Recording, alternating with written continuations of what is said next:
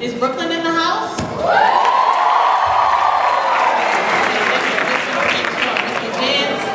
One of our teachers from Van Arsdale used to say that. First of all, I would like to say thank you to Principal Cornell, to Ms. Hugate, to Ms. Valentine for definitely allowing me to be here today, just to address the crowd and to address these wonderful students that I have sitting before me and recent graduates. I would also like to thank the faculty and staff of WHSAD, which I'm now getting. So thank you so much to the faculty, staff, guidance counselors, teachers. You can give them a applause.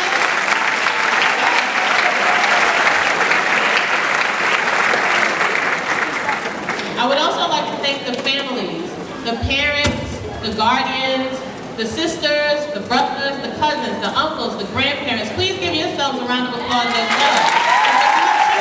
These students would not be sitting in these seats today. Yes, give it up for yourselves.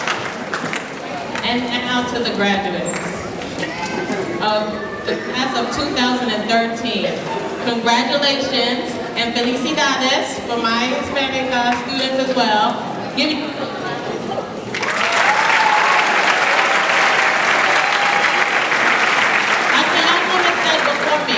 people cannot say that they graduated from your place. Neither one of my parents got their high school diploma.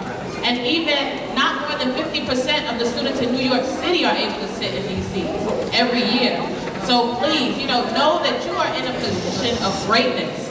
Know that you've overcome many challenges to get where you are today. Know that all of those internships that you did at the preservation, institutes and keeping the landmarks in place. Know that the volunteering that you did to help victims during Hurricane Sandy, know that that was not in vain. Know that anybody that was in virtual enterprise, as I was in, the business plan competitions that you went to, that you worked so hard for, the long nights studying for those Regents exams that you now passed. Yes, you came a long way. I don't want you to forget all the hard time that you put in to get where you are today. So don't take it for granted. Now I have to say that when I was in high school, I was not the woman standing before you today. I don't know if anybody watched the game last night, but LeBron James said, okay, so we were talking about it, but we won't get into it. But I just know LeBron James said, I'm really not even supposed to be here. And I agree. I feel the same way. I'm a kid from East New York, single parent household, raised on food stamps, and I graduated from Harvard University. Now, typically.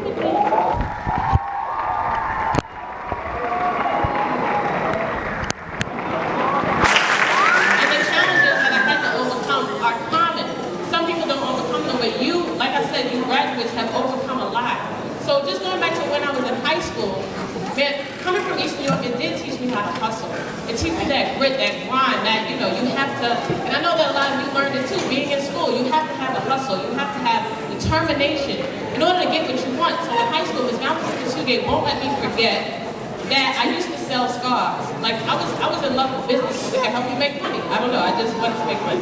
I didn't have enough money, I wanted to make more. So, I saw that people were selling scarves and they had these they had rhinestones on them. I don't know if I've ever used before, like how it was born.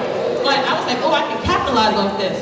So, I went to the wholesale place. I used to buy scarves and rhinestones and put them together and sell them and make 80% on my profit. I used to sell it to teachers, I used to sell it to the students, went to beauty salons, and just all over the place. So that's why I built up my passion. That's why I built up my passion for business. Not only did I make money, but I said, wow, this is something that I think I see myself doing. So that's something that whatever you did in high school, cherish it because you might have found your passion, whether it was, like I said, working with the preservation, and you learned about many different careers in architecture and design. So I want you to just keep that and remember that passion when you go on to college, whether you go on to the military, whether you go into the workforce, and still continue to train, still continue to get your education. I like what the website of WHSAD says. It says, WHSAD is the keystone to your education. Now I said, wow, keystone. I heard of it before, but what does it really mean?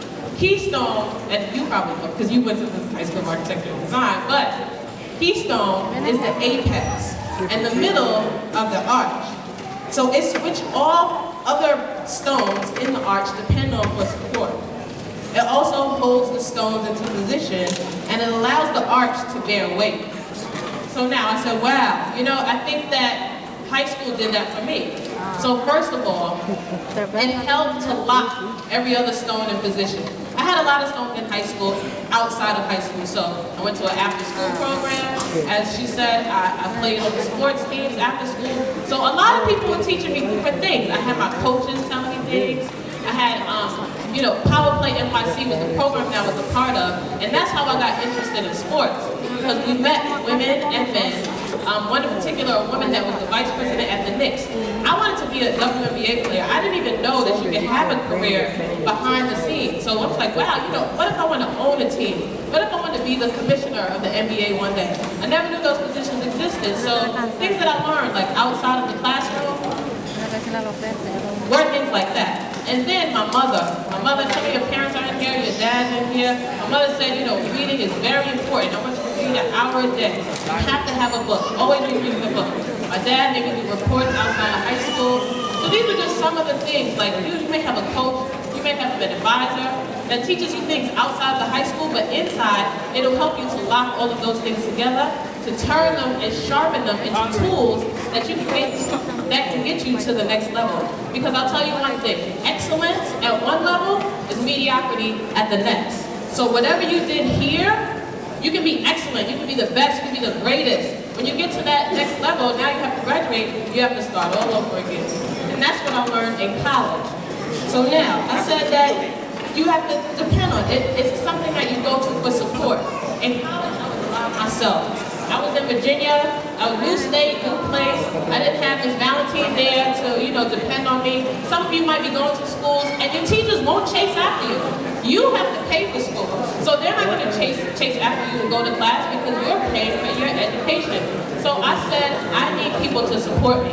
So I got study partners.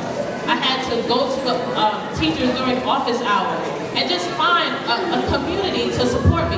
I was in a dorm, so people in my dorm I used to study with. And I just want you to remember that. Build that community of support.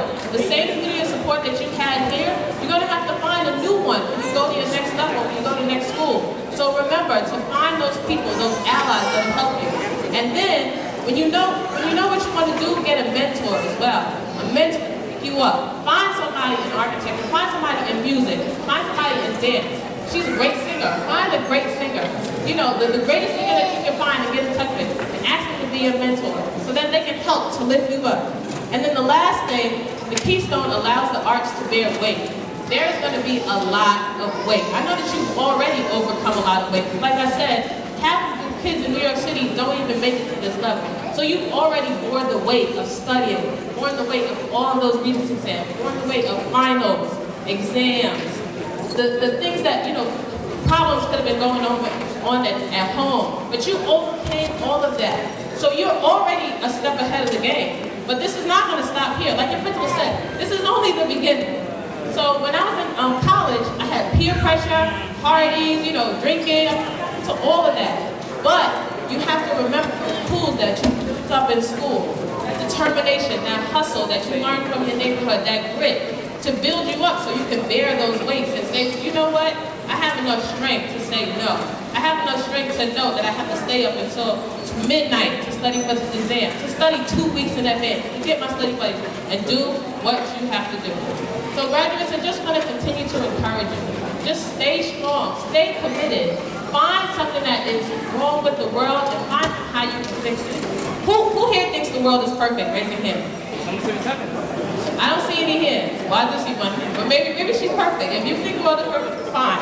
But if you don't, and which many of you don't, then that means that there is problems out there that we have to fix. And I think that each and every one of you graduates were born to fix one of those problems that no one else can. So I want you to go out there and find what makes you tick.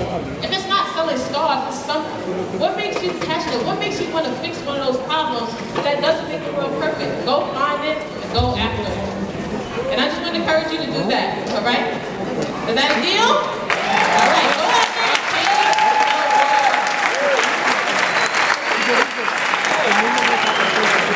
Now, my job at Barclays Center is to give back. So I can't just come here and, you know, inspire you, throw some words out here for inspiring words. I did bring some gifts. So I do want to present some gifts to some of the graduates. I really don't want to mess with this.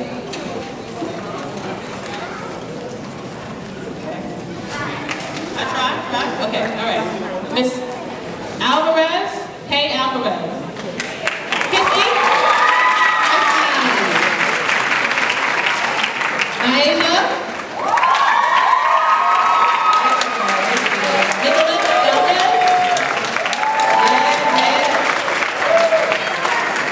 Jay Gonzalez, gentlemen, yes, gentlemen, yes. April Hussein,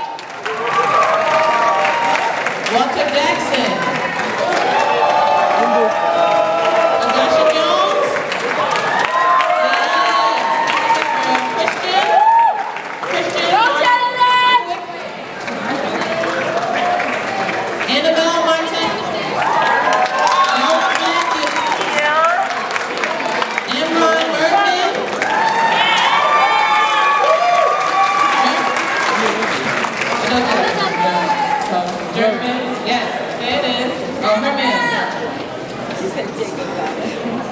Howell, Emil, Ariel Reed, Justin Rosado, Joshua,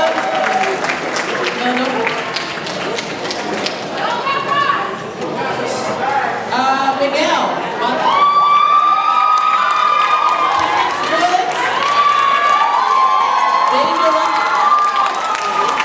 and Justin Yard. All right, stay up here. We're going to take a picture. I want to cherish this moment. Brother said we create memories, so we want to take a photo. Thank you.